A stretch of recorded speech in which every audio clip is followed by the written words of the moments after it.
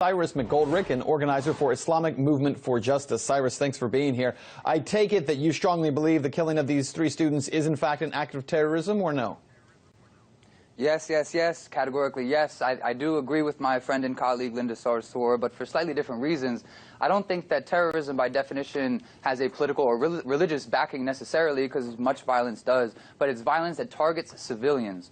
Violence that targets civilians for a political gain, for a political end. And whether you look at the end, or whether you look at the intention, or you look at the effect of this crime, we can see very clearly that this is an act of terror, and the terror is being felt by the Muslim community. I want to take a look at the U.S. Code, because U.S. Civil Code defines terrorism this way. It says the term terrorism means premeditated, politically motivated violence perpetrated against non-combatant targets by subnational groups or clandestine agents. There is certainly a difference between media calling something terrorism and a prosecutor charging someone with terrorism.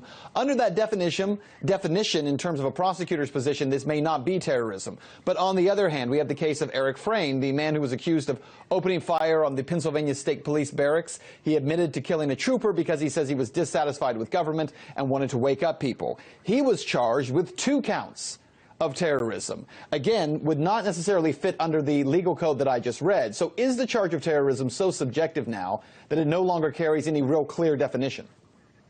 That's exactly what I was thinking when you were describing these different situations. Terrorism, the definition of terrorism seems to be just really convenient for the situation that it's needed in. The way that the U.S. government describes terrorism, you should note, protects them from being called terrorists because they are considered then a national organization, even though terrorism, when you look to the history of terrorism, was a state tactic, was a military tactic, and to target civilians to get a political or war-based end. And so they've protected themselves from this. They've also protected the individuals on the ground. But if we're going to address this fairly, really, if we're going to address this fairly, look to what does terrorism mean, and what does the word, and how is the word terrorism being used by the government and by the media to keep people in fear and to continue to convince us to give away our civil rights. We see that terrorism is being abused, that this word is being abused, and it's really just a new common enemy which we are always being told to fear. Yeah, well, it deals with archetypes, right? You use the word in a certain way so often that people develop this archetype in their mind that automatically creates a certain image or picture. And so when you use the term a case of terrorism, it automatically resonates with people that what's being referred to is an attack by a Muslim on a non-Muslim. Am I incorrect in that? Absolutely, absolutely. And put this in context, right?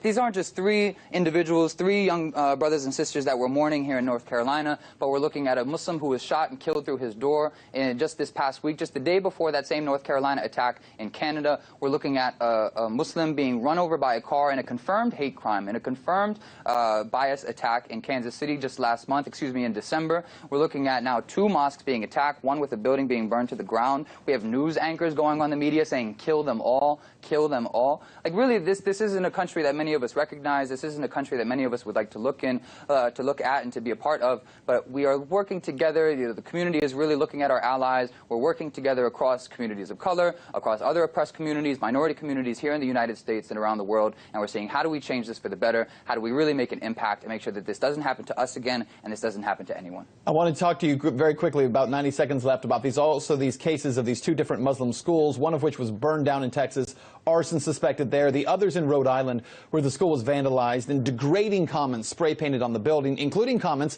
about this being a hate crime. Do you think media is properly covering these stories and bringing proper attention to them?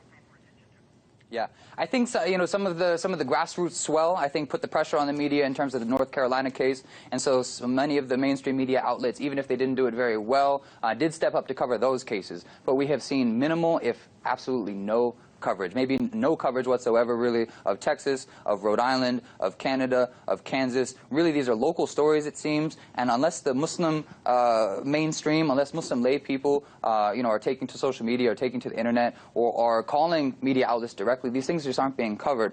And what does this tell the average Muslim youth? Here in South Florida, here in Miami, I work with Muslim youth from 3rd graders up through 30-year-olds, and the fear is being felt. The fear is being felt. We're getting calls from parents asking should their little daughters stop wearing hijab, should they stop wearing the headscarf to school or out to the store? Will they be attacked? Are they safe? And this is the United States of America, not to buy into any idea of American exceptionalism. We know very well our history. We know very well the black spots in our history and the many blind spots that we still have to justice here in this country and around the world. But still, this is not the vision. This is not the narrative of justice. This is not the beacon of light that the United States claims to be. You have later in the story, you're talking about drones, the United States sharing drones with countries around the world. If we want to talk about terrorism, let's look at the real source of violence around the world, and it's right here. We have to keep an eye on it. But Cyrus McGoldrick, organizer for Islamic Movement for Justice, thanks so much for your time on this. Thank you. Well, meanwhile, ISIS continues to build strength across the Middle East.